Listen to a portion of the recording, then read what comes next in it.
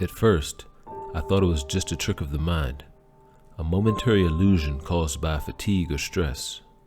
However, the events that followed made it clear that something was happening. I was sitting in the classroom when everything changed. It was a math class on a boring Monday, I know. The lights started flickering, as if they wanted to fail, and then they went out for a second. Just a second, and the teacher, the students, everyone seemed to have their faces swapped. Not swapped with each other. They were people I had never seen before in my life.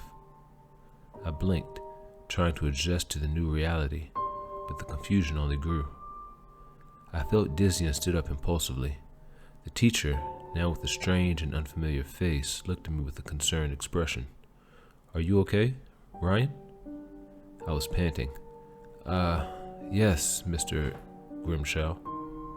It was still strange to associate the name with the unfamiliar face. I was feeling really bad about this.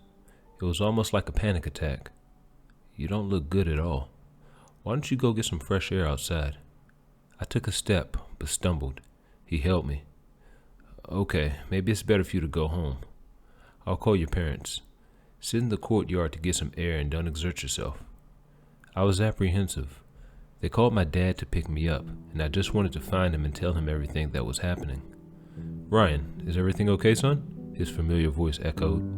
I raised my head, a bit more confident, only to collapse again, looking at a face that wasn't my dad's.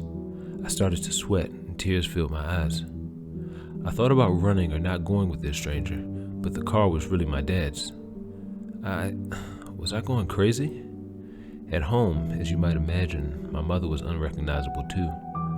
I ran to my room and locked myself in, saying I felt sick and that the milk I drank in the morning might be spoiled. Believe me when I say I spent hours rummaging through photo albums, watching videos, looking for some explanation for this bizarre turn of events. All evidence indicated that these were my parents, but something seemed off. I fell asleep in this feverish delirium and woke up in the middle of the night with my stomach growling. I opened the door slowly, facing the luminous and sonorous void in the hallway, a large tomb where even a slightly louder breath would echo like thunder. I walked cautiously to the kitchen, praying that the stairs wouldn't creak. I was about to turn left into the living room, headed to the kitchen, when I stopped. There was a beam of light, a rectangular, long and thin strip that extended from the kitchen to the other end of the living room. I looked carefully, keeping half of my face hidden behind the wall. It was the light from the refrigerator, but not only that, I wished it were. My mother was there, standing messing with something I couldn't see, and she kept making a noise, a strange and guttural hiss, a wet sound that disgusted just to hear. When she finally stepped back a bit, I could see inside the refrigerator. It was full of meat, large clusters of raw meat in thick bags, and she was eating raw meat? What the hell is this? For a moment, her face twisted in a strange way, as if it were a mask. Two thin, spiky limbs came out of her mouth and grabbed the meat. She stopped, became totally stiff for a moment, and then started turning in my direction. I hid and prayed to all the gods that I could make it back to my room in silence. I heard her footsteps coming behind me, climbed the stairs, and gently closed the door of my room, more quietly than she did. I had turned to the wall, and all I could do was listen to her steps behind me, her skin touching the cold floor. She stopped by the side of my bed, bent over me, and seemed to sniff. I had never made such an effort in my life not to move, but I managed to stay still. She stood up, and I could hear the sound of the door, but I knew she was there, standing in the corner of the room, waiting for me to move.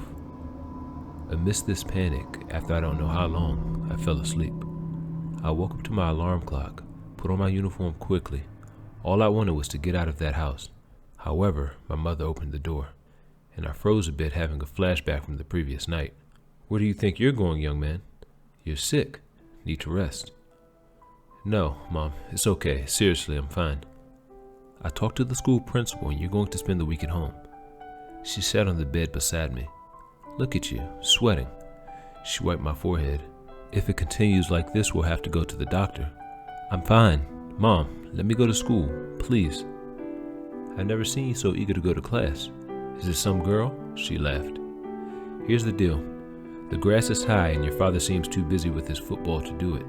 If you can mow the lawn, I think it might mean you've improved, okay?" She gave me a kiss on the forehead and left. That really confused me. Indeed, I felt like it was my mom saying that. The fear disappeared, and I began to consider the possibility that yesterday was just a hallucination due to fever. I went down to the backyard and started mowing the grass. It took about 40 minutes to finish. In the end, I was feeling lighter. It really helped to distract me. I would have spent the afternoon just fine, even giving up the idea of going to school if it weren't for one detail. I noticed in a corner a patch of softer soil, as if it had been recently disturbed. I approached, looking around, not seeing anyone, and bent down to dig. However, what I found was the last nail in the coffin of my sanity. A picture of my family, me, my dad, and my mom, my real mom and dad, as I remember them, not these from now. Although the frame was intact, the glass covering it had been broken, and I could see some stains of blood. I heard my dad's car arriving.